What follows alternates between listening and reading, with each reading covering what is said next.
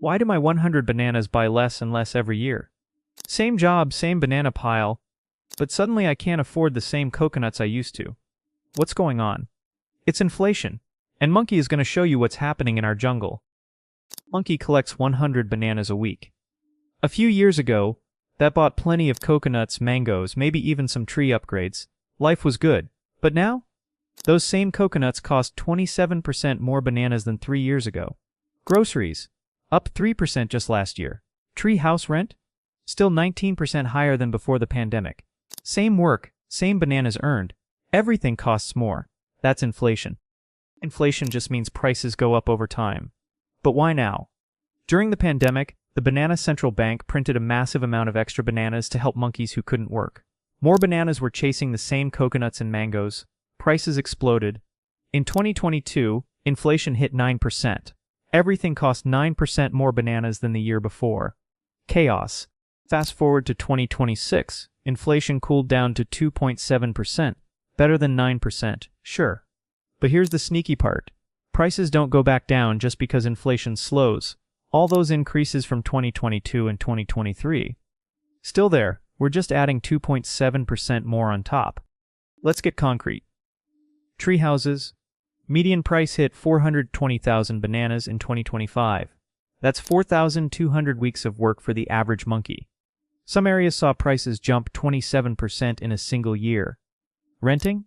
Slight drop at the end of 2025 in some spots, but still way above pre-pandemic levels. Food? Eggs, fruits, everything climbed 3.1% in 2025. Not greedy sellers, it costs more to grow and transport coconuts. That's cost-push inflation. Why does this keep happening? The Banana Central Bank, or the Fed, as some monkeys call it, controls our banana supply.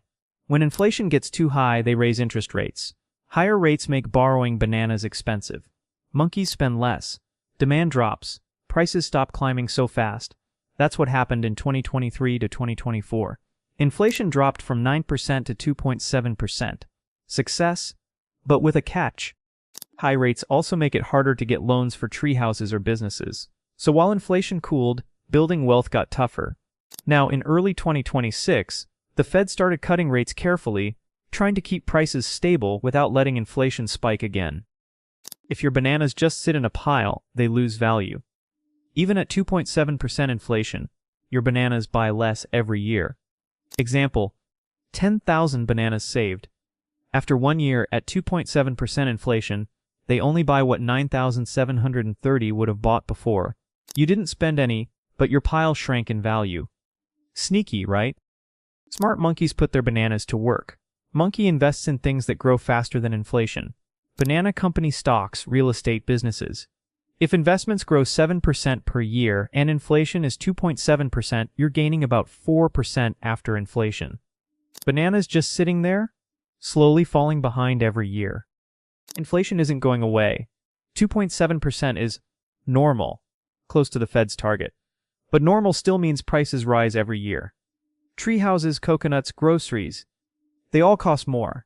The only way to stay ahead, make your banana pile grow faster than prices. Raises investing, multiplying bananas. The jungle economy always shifts. More bananas printed.